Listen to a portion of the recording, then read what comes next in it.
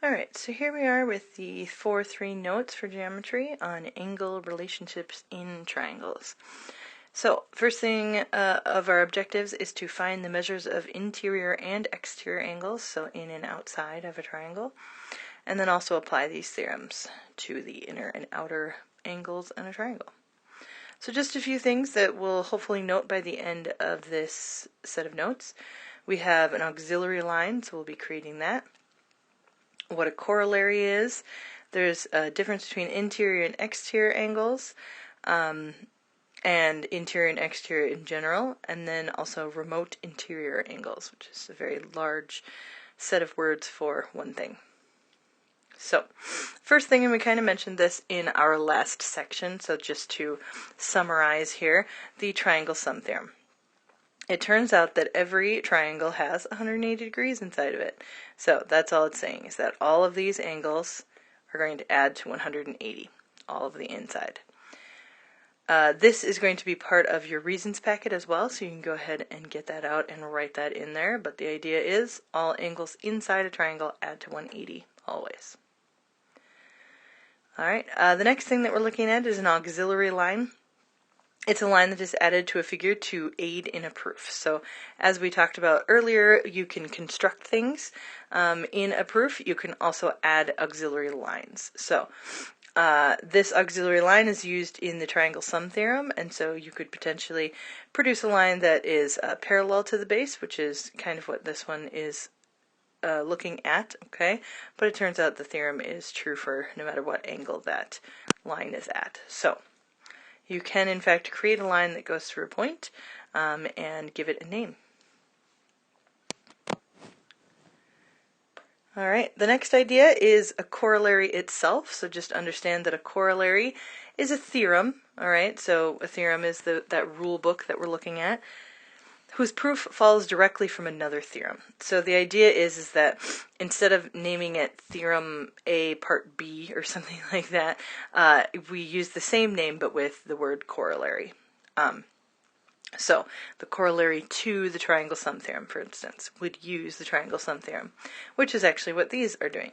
So these are corollaries to the Triangle Sum Theorem, which means if we don't know the Triangle Sum Theorem, these aren't going to be very easy to grasp. So given that you know the Triangle Sum Theorem, here's two pieces that come from it, but you don't have to prove it anymore because now we know. So, for example, the acute angles of a right triangle are complementary. So here's our acute angle and here's our acute angle, otherwise it won't add to 180, which again references back to its original theorem. And so we're saying that D and E are complementary, because if this is already 90, 180 minus 90 only leaves 90 for D and E to share anyway.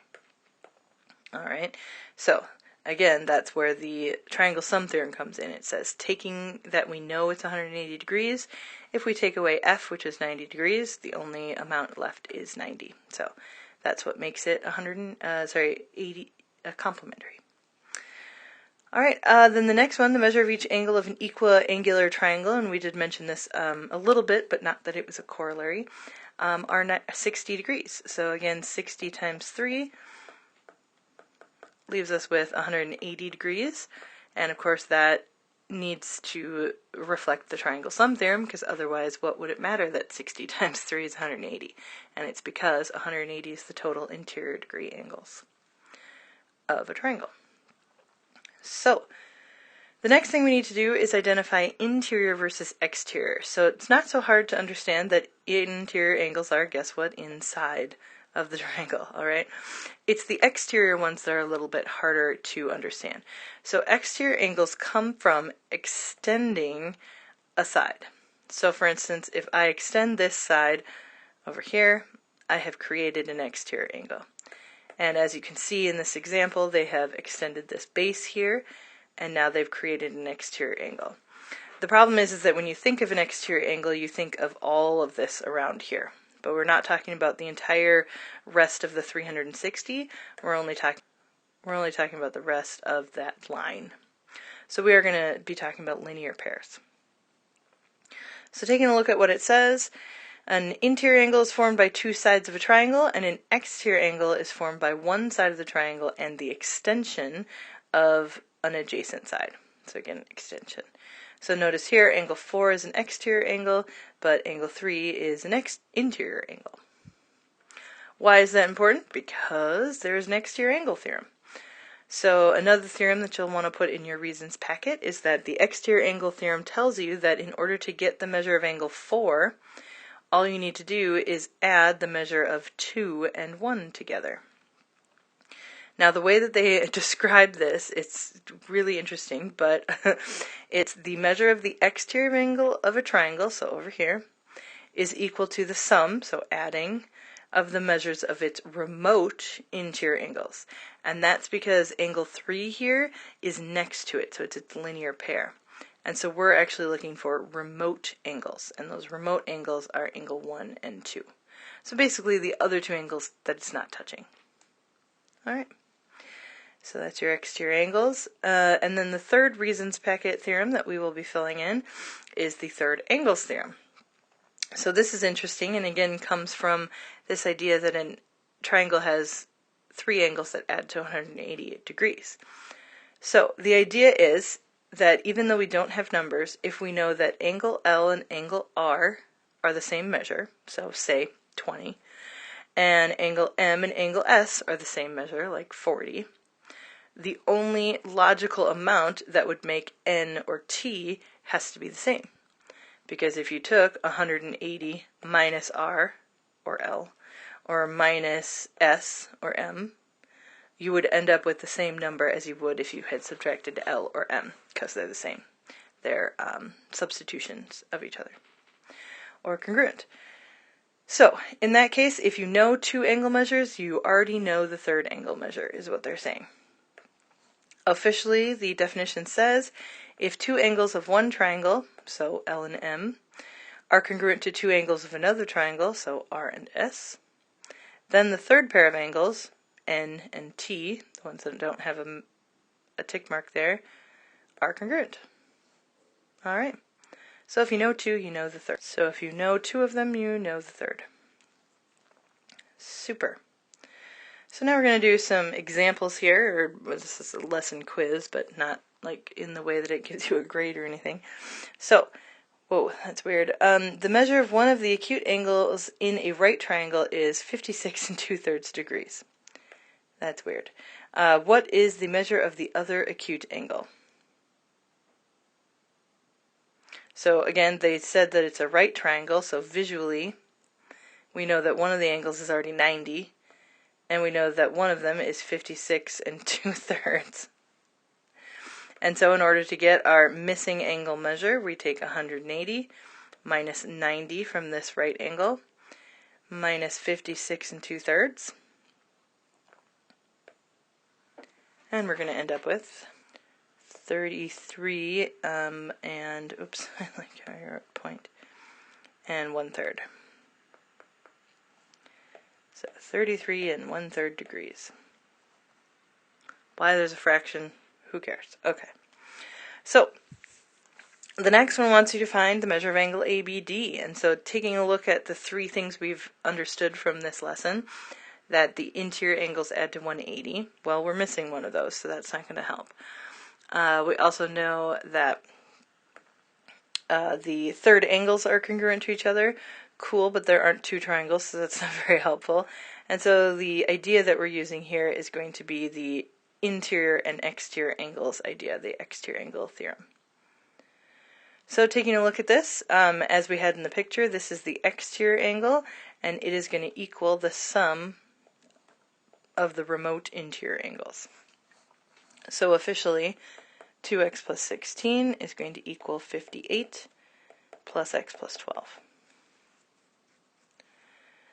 So 2x plus 16 is actually going to equal x plus 70.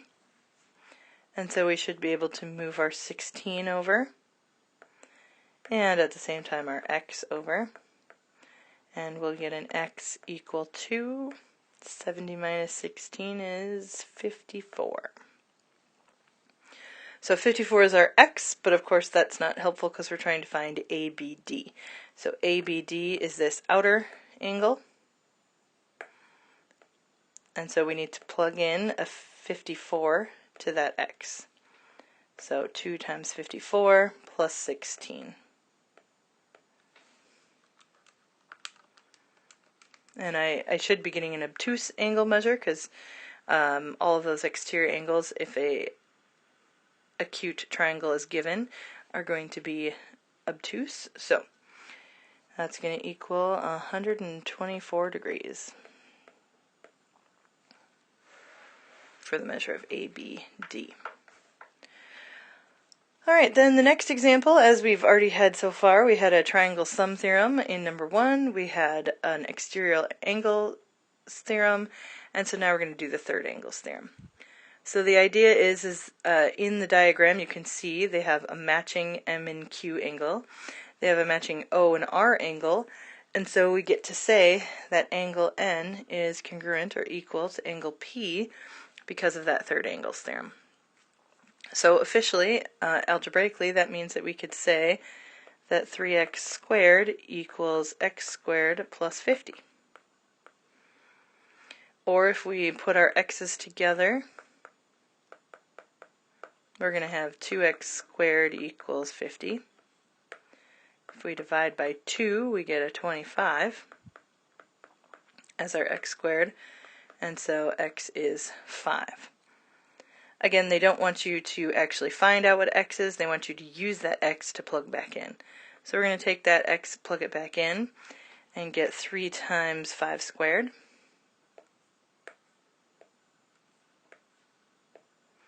Or 3 times 25, or 75. And then it turns out that we don't actually need to do the other angle measure because it's going to have to be the same, otherwise they weren't equal. So both are 75 degrees. Alright, our last example here tries to give you kind of an idea of why this would be helpful. So in number 4, the diagram is a map showing John's house and Kay's house and the grocery store. Super. What is the angle the two houses make with the store? So basically we're trying to find out what is this angle measure. So how do we find out what that angle measure is? Well, we are given no exterior angles, so we won't use that. We're also not given like a missing angle, so not third angles. But we are given these 3 types of angles that are interior that must add to 180. So we'll take the store angle measure, which is 2y plus 6, add it to John's house, which is 8y plus 10, and Kay's house, which is y plus 32. If we combine all of our y's together, we're going to get 11 y's. Combine all your numbers together and we'll get 3848. And that's still equal to 180. Do a little algebra to realize that 132 is equal to 11y. And divide by that 11 and we get 12. So of course our y is 12, which is sort of helpful because they want us to get the angle that the houses make with the store. So we want this angle up here, which means that we're going to do 2 times the y value we just got, which was 12, and then add a 6. So 2 times 12 is 24, adding a 6 makes 30 degrees right here. Alright, so again, usually when we do this we are practicing our algebra, and so that's what's happening here in order to be prepared for Algebra 2 later, but then also apply it in our geometry. So, just to reiterate our reasons packet, alright, you are going to want to fill in number 26 today with the sum of the interior angles as 180 for Triangle Sum Theorem. And you're also going to want to fill in number 30, which is Exterior Angles Theorem. And so I've just entered in this definition here, but of course you can do the book's definition. And then I kind of gave a visual of what happens. As well as the third angles theorem. I gave the same visual that's given in the notes. And then talked about the third pair of angles are congruent or the same. So we've got our notes and our theorems packet filled in.